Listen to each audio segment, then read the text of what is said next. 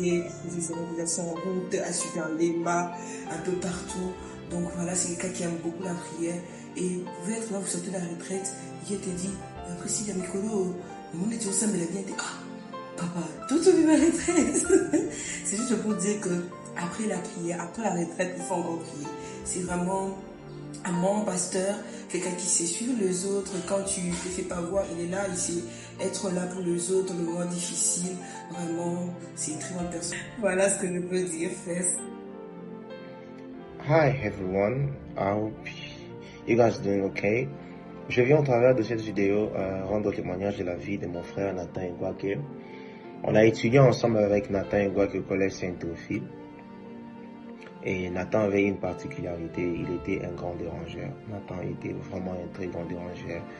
Et une autre particularité de Nathan est que quand il y avait des journées culturelles à l'école, Nathan assurait.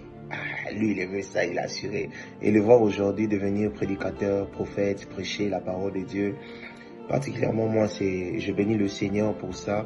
Et je crois que le Seigneur a encore des choses à faire avec lui. Et voilà, je bénis vraiment Dieu pour la vie de Nathan. Et voilà, merci et que Dieu me bénisse. Je m'appelle Ketia et je suis la petite sœur dans la foi de Nathan Igwake.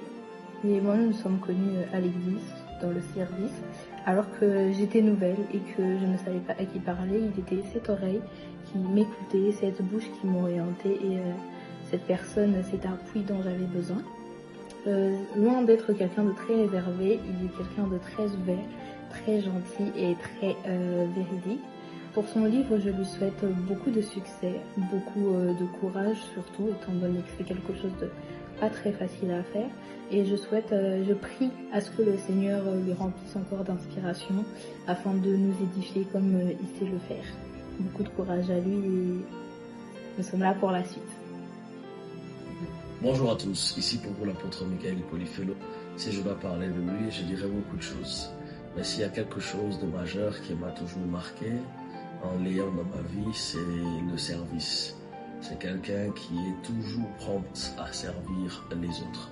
C'est une grande qualité que Dieu lui a donnée et c'est aussi la qualité qui démontre réellement son profil d'enfant de Dieu avant de parler du prophète. Alors, à la sortie de ce livre, et j'ai demandé la mort, on est impatient de le lire parce que je crois que ça sera une grande bénédiction.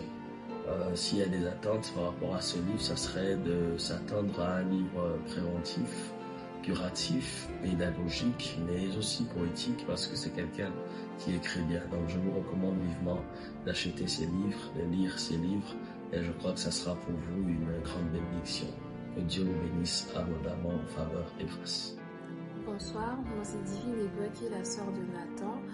Je vais un peu parler du parcours de mon frère. Pour moi, Nathan, c'est vraiment le fruit de l'Éternel.